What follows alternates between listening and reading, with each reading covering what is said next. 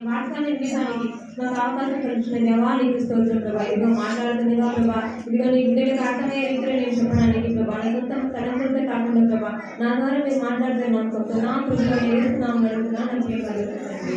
ఆమె 6వ మాట 5 మాటలు చాలా చక్కగా చెప్పారు. 6వ మాట దృష్టి చాలా వరకు ఏమైనా ఆటగా ఉన్న వాళ్ళందరూ ఒకటి హైలైట్ ఇద్దామా? హైలైట్గా అందరూ ఆటగా ఉంటుంది. అందరూ తాగినారు, బ్రెడ్ తిన్నారు, అన్నీ చేస్తారు, కానీ ఆటగా ఉంటుంది. 6వ మాట యోహాను సువార్త 19:30. యేసు ఆ చిరక పుచ్చుకొని సమాప్తమైనదని చెప్పి తల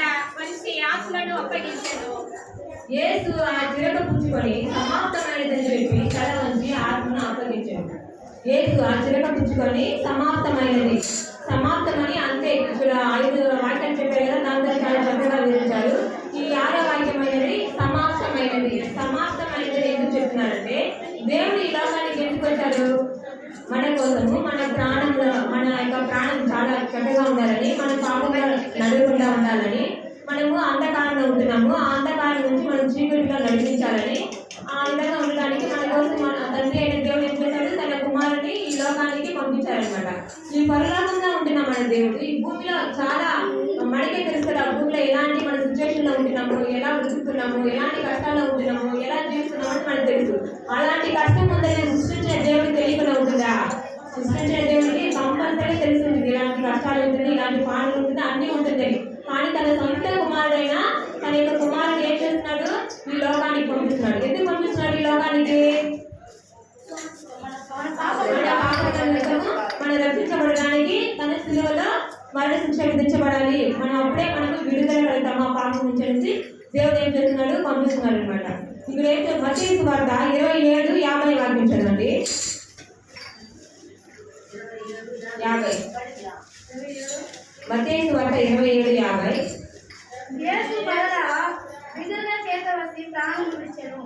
మార్కు సువార్త 15:37. అదేవిధంగా లూకా సువార్త 23:46. రక్షణ ఇచ్చిన వారిలో కొందరు ఆ మాటలు విని ఇందులో ఏరియను పిలుచున్నాడని అంతటా యేసు గొప్ప కేక వేసి ప్రాణం విడిచెను. మత్తయి సువార్త ఈ మాట సువార్తికులు అంటే సువార్తికులు రాసిన విధానం అంటే మత్తయి సువార్త 27:50, మార్కు 15:37, లూకా 23:46లో బిగ్గరగా కేక వేసి ప్రాణం విడిచెను అని చాలా చక్కగా రాస్తున్నారు. కానీ ఈ ముగ్గురు సువార్తికులు కేక వేయడం అనే వాటిని సువార్తలో తెలిపారు. కానీ అక్కడ ఉంటున్న యోహాను అనేది ఎవరు? దేవుడి దృష్టిలో ఒకడు. అతను ఏం చూస్తున్నాడంటే ఒక 15:35లో ఈ విధంగా రాస్తాడు. ఏమని చేస్తుందంటే, యోహాను మాత్రమే ఆ మాటకి ఒక అర్థాన్ని రాస్తాడు అనమాట. ఏమని అర్థమైందంటే సమాప్తమైనది. అందరి వీళ్ళంతా బిగ్గరగా కేక వేసి ప్రాణం విడిచాను, యేసు గొప్ప శబ్దంతో కేక వేసి ప్రాణం విడిచాడు, ఇలాంతా చెప్తున్నారు. కానీ యోహాను మాత్రం ఏ విధంగా అతను సృష్టి కదా, అతను తెలుసు అనమాట. అప్పుడు ఏం చేస్తాడు? అతను దాని యొక్క మాటకి ఏమని అర్థం రాస్తున్నాడంటే సమాప్తమైనది అని రాస్తున్నాడు. ఈ గొల్లన కొండ చుట్టూ కొంతమంది పక్కన కూర్చుంటారు కదా, అక్కడ ఎవరెవరు ఉంటున్నారు? మరి మగ్దలేని మరియ, శిష్యులు, తర్వాత సైనికులు, వాళ్ళంతా అక్కడ ఉంటున్నారు కదా. అక్కడ తనకి దగ్గరగా ఉన్నది ఎవరంటే యోహాను మాత్రమే. శిష్యులైన యోహాను మాత్రమే తనకి దగ్గరగా ఉంటాడు. అతనికి తెలుసు అనమాట ఎలా ఉంటుంది కండిషన్ అనేది. అది తెలుసుకొని అతను ఆ మాటకి ఏమని రాస్తాడు? సమాప్తమైనది రాస్తాడు. దాన్ని ఇంగ్లీష్ లో ఏమంటున్నారంటే ఇట్ ఈస్ ఫినిష్డ్ అంటే సమాప్తమైనది రాస్తున్నాడు. టెటిలిస్టా అనే పదం అంటే గ్రీకు పదం అనమాట. టెటిలిస్టా అనే పదం, ఆ గ్రీకు పదము వాళ్ళ గ్రీకు సామ్రాజ్యంలో ఎవరైనా కానీ ఏదైనా పని ముగించుకున్న తర్వాత విజయం వచ్చిందంటే అప్పుడు ఏమని కేక వేస్తారంటే టెటిలిస్టా అని కేక వేస్తారనమాట.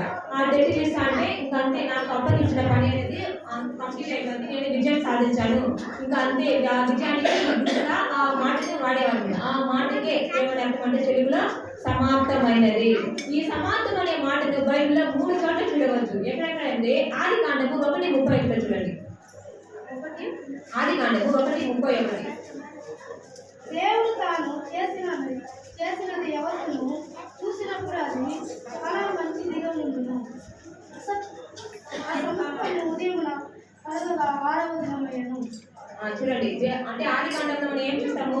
దేవుడి భూమిని ఏ విధంగా సృష్టించాడు, ఆకాశం సృష్టించాడు, భూమి అంటే పక్షులు, వాటినన్నిటిని కూడా ఒక్కొక్క రోజు 7 దినంలో అయితే ఒక్కొక్క రోజు ఒక్కొక్కరిని సృష్టిస్తాడు కదా. అన్ని సృష్టించిన తర్వాత 7వ దినం ఏం చేస్తాడు?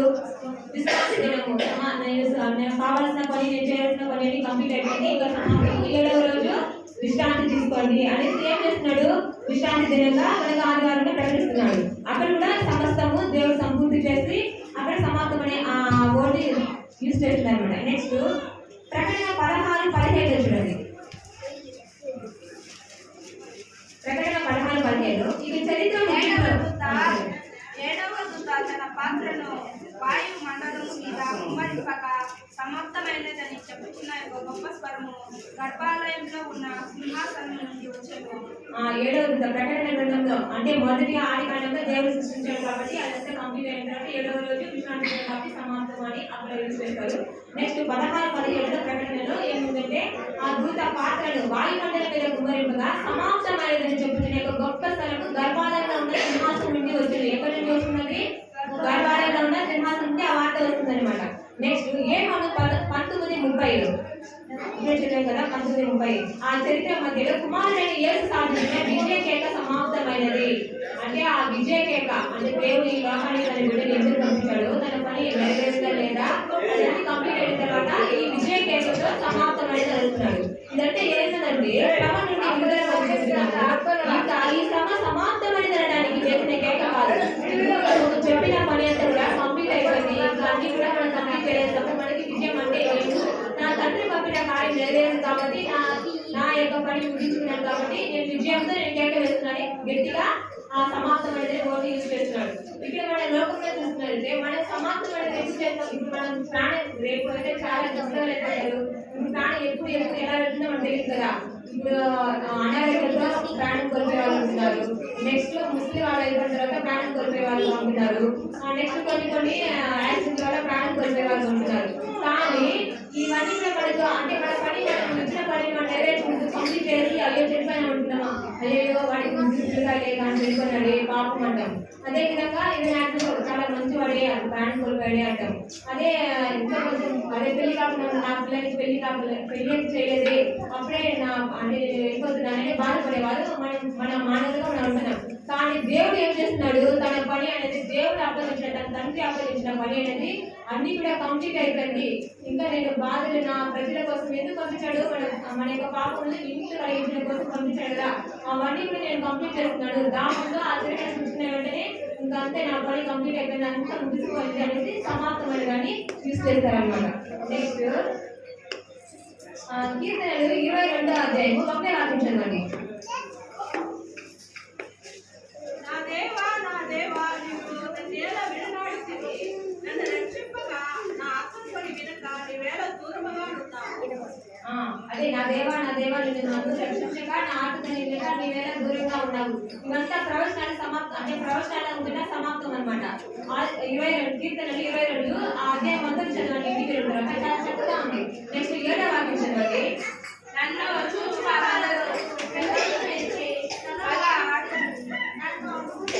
నన్ను చూచి వారందరూ పెదవులు విరిచి తల ఆడించుచు నన్ను అపహాసం చేస్తున్నారు. అంటే అతను చూసే వాళ్ళంతా అపహాసం చేస్తారు. దేవుడి కదా ఇప్పుడు తన ప్రాణాన్ని కాపాడుకోవాలి కదా, చక్కగా మార్చాడు కదా, నీళ్ళని ద్రాక్షరసంగా మార్చాడు కదా, ఈ విధంగా చేసిన దేవుడు తన ప్రాణాన్ని కాపాడుకోలేడు. అంటే దేవుడి కుమారుడు కదా, ఇది అతను రక్షించుకోలేడా అని అపహాసం చేస్తారనమాట. అక్కడ ఉంటే ఎవరు యుద్ధ సైనికులు వాళ్ళంతా ఉంటారు కదా, వాళ్ళంతా అపహాసం చేసేవాళ్ళు. మధ్య 27:31 ఇంకా 23:35 వీటన్నిటి కూడా యుద్ధులు సైనికులు దొంగ అదంతా కూడా చాలా క్లుప్తంగా ఇంటికి వెళ్ళి చదువుకోండి. నెక్స్ట్ 8వ వాక్యం చూడండి. ఆయన వాడిని విడిపించునేమో, వాడు ఆయనకు ఇష్టడు కదా, ఆయన వాడిని తప్పించునేమో అందరూ.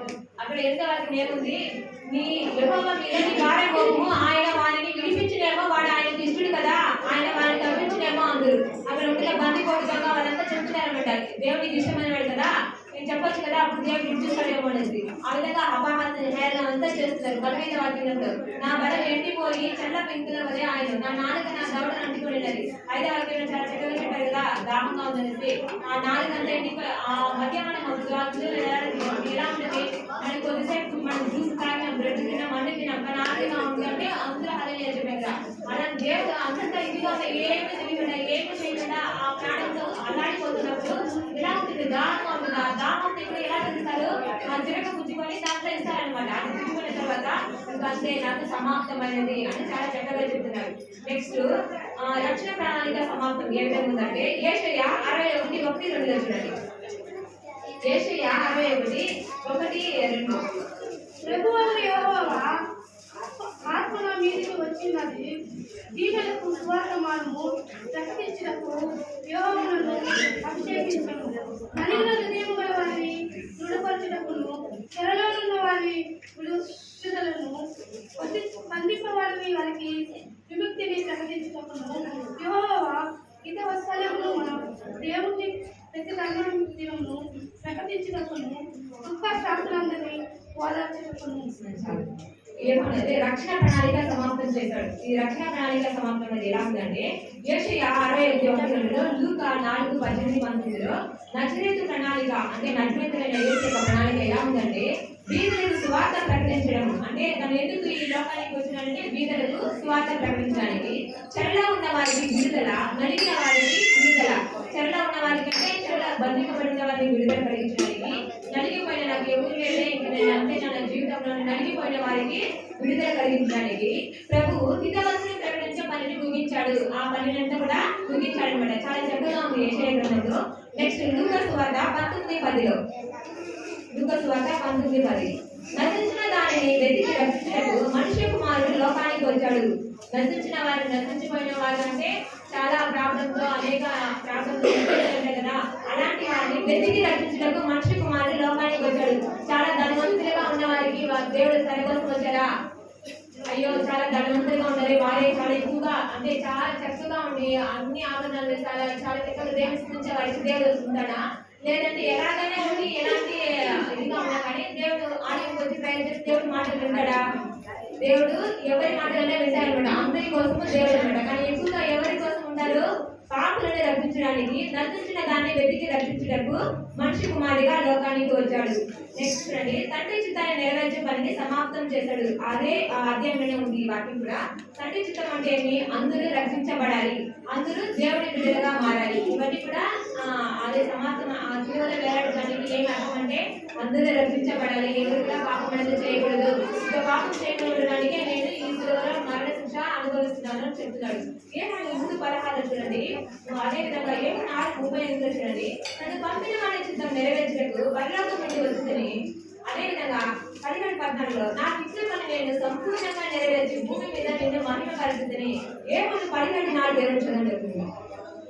ఏమని స్వాత 12:4 సైతకు నీవు నాకు ఇచ్చిన పని నేను సంపూర్ణముగా నెరవేర్చి భూమి మీద నున్న మహిమ పరిస్థితిని. నాకు ఇచ్చిన పని నేను సంపూర్ణంగా నెరవేర్చి భూమి మీద నిన్ను మహిమ పరిస్థితిని. అంటే దేవుడు ఇచ్చిన పని కూడా కంప్లీట్ చేసి అవన్నీ కూడా నిన్ను మహిమ పరచడానికి ఇవంతా చేస్తున్నానని చెప్తున్నాను అనమాట. నెక్స్ట్ ఈ వాక్యం, ఈ ఆడే వాక్యంలో దీని యొక్క అర్థం ఏమంటే అంటే దీని ద్వారా మనం ఏం తెలుసుకోవాలంటే దేవుని సహాయంతో నీకు నెరవేర్చే వారంగా దేవుని పిల్లలు కదా, దేవుని వాక్యాన్ని వింటున్నాము, అన్ని చేస్తున్నాము, వినబోతున్నాం కదా, ఆ వాక్యాన్ని దాని గురించి మన ఇతరులకి నచ్చిన వారికి చెప్పాలన్నమాట. ఆ వాటిని అందించే వారిగా ఉండాలి. నెక్స్ట్ మనము అదే అమౌంట్ హెల్ప్ చేయలేకపోయినా కానీ చాలా కొంచెం బాధగా ఉన్న వారికి ఓదార్పు ఇవ్వడము, దేవుని విధంగా మనం ఇతరులకి అది సహాయం చేసే విధంగా ఉండాలన్నమాట. మాటల ద్వారా కానీ వాళ్ళు ఓదార్చే విధంగా కానీ. నెక్స్ట్ ఎక్కువగా ఇలాంటి బాధలు ఉన్నాయి కానీ వారికి ఒక అదే తమిళ 6 వాక్యం కదా అలా మాట చెప్పాలి. దేవుడితో మంచి సహవాసం కలిగినాయి. అవంతా మనం చేయాలంటే ఎలా ఉండాలి? మనము దేవుడితో మంచి సహవాసం కలిగినారు. దేవుడి విధంగా ఉంటేనే ఆటోమేటిక్గా అదే వచ్చేస్తాయి అన్నమాట. ఆ విధంగా మనం నడుచుకునే వారిగా ఉండాలి.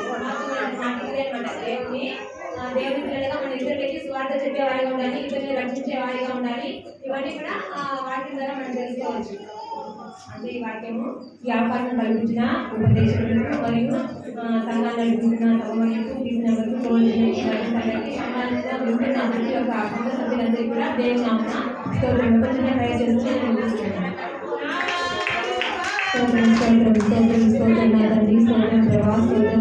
ప్రభా ఈ అవకాశం ఇచ్చిన దేవా నీకు స్తోత్రం ప్రభా. ఎంతో మంది ఆత్మీయ ప్రభా పాస్ట్ నుండి ప్రయత్నిస్తున్న ప్రతి ఒక్క బిడ్డని కూడా ప్రభా ఆశీర్వదించండి. ఇన్ని రోజులు ప్రభా నేను నా బిడ్డల కోసం నేను పాస్టింగ్ ఉంటున్నాను, నా బిడ్డల కోసం నేను కష్ట చెందుతున్నానని ప్రయాసం ప్రభా. ఇదిగో ప్రభా వారందరినీ కూడా జ్ఞాపకం చేసుకోండి ప్రభా. ఎవరైనా ప్రార్థన వ్యక్తం ప్రభా. ఇదిగో నా బిడ్డలు వాళ్ళని దేవుని నా జీవితంలో అద్భుతాలు చేస్తారని నమ్మకంతో సహాయం చేయండి నా తండ్రి. అవును తండ్రి, చిన్న పిల్లలకి సహాయంగా ఉండండి, పెద్దవాళ్ళకి సహాయంగా ఉండాలి. అవును తండ్రి, ప్రతి ఒక్క బిడ్డలకు ప్రభా వారి యొక్క కోరికలు నెరవేర్చి వారిని మార్గంలో ఉండడానికి సహాయం చేస్తాను నమ్మకంతో నా ప్రభు యేసు నామములో అడుగుతున్నాను ప్రియ పరమ తండ్రి. ఆమేన్.